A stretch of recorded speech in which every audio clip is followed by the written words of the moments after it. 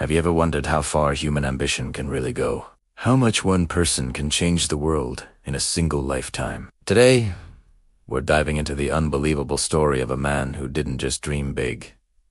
He conquered big. A man who rose to power young, fought without fear, and reshaped history before he even turned 33. This is a story of Alexander the Great.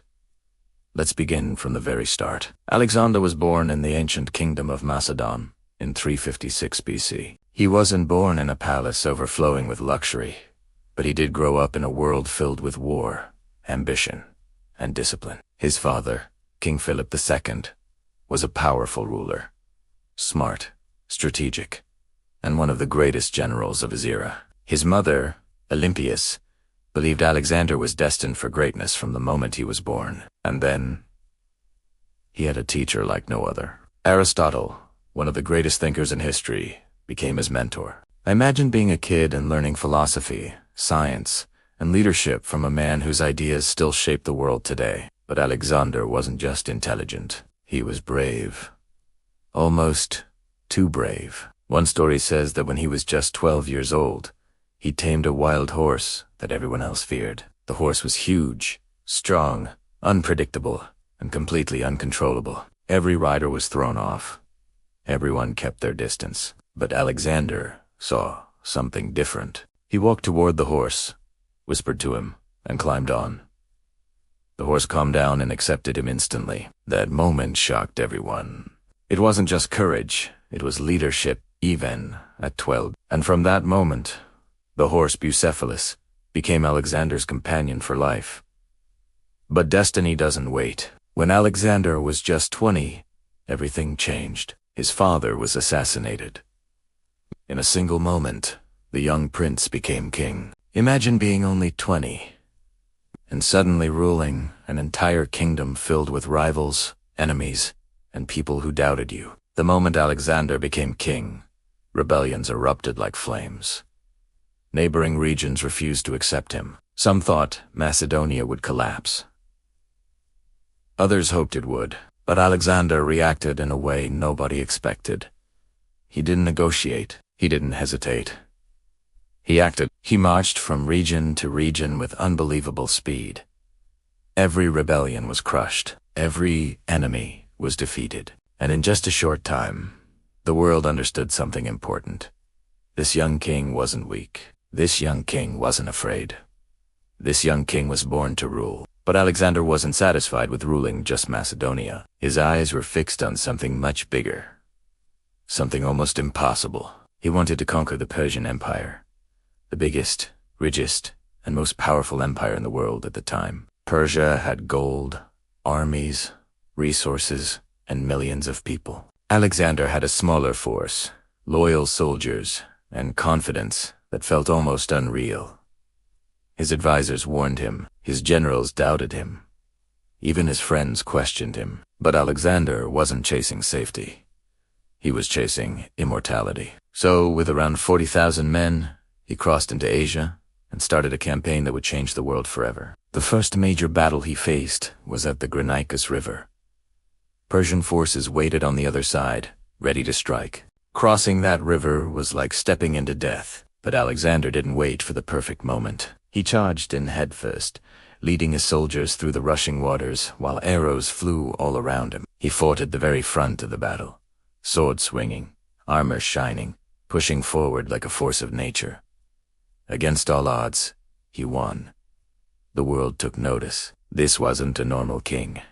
This wasn't a normal general. This was Alexander. But the real test came at the Battle of Issus. Here, he finally faced King Darius III, the ruler of Persia. Darius brought a massive army. Alexander's forces were smaller, tired from marching, and completely outnumbered. It should have been an easy Persian victory, but something shocking happened. Alexander didn't defend.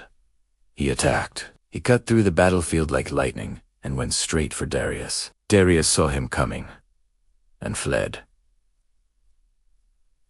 The king of the largest empire in the world ran from a 23-year-old commander. Issus wasn't just a victory. It was the moment the world understood that Alexander wasn't rising. He had risen after Issus.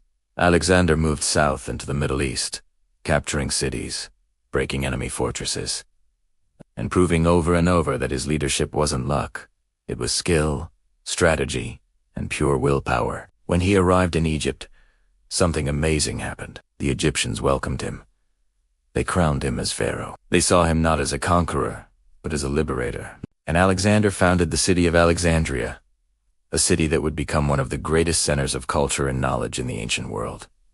But he still wasn't done. Persia still stood, and the final battle was coming. That battle was Gaugamela. This wasn't just a fight, it was the clash that would decide the future of the world. Darius brought an army so large, historians still argue about the numbers. Huge, massive, impossible to count accurately. Alexander's army, much smaller.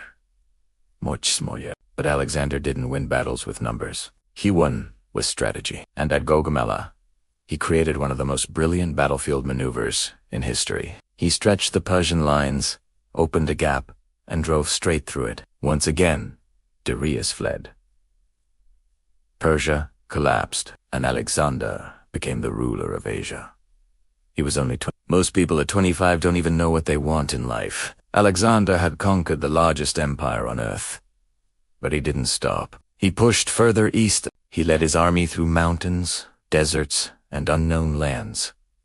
He crossed rivers that others feared. He fought tribes and kingdoms that no Greek had ever seen. Finally, he reached India. There, he faced King Porus, a brave ruler who brought war elephants to the battlefield. The fight was brutal. Rain poured, mud splashed. Elephants charged into soldiers. Everyone was exhausted. But Alexander won. And what he did next surprised everyone. He didn't punish Porus. He respected him. He allowed him to continue ruling. Alexander wasn't just a conqueror. He was a leader who understood honor. But even legends face limits. Alexander's army had been marching for more than a decade. They were tired, homesick, and emotionally drained. They had given everything. For the first time, they refused to go further.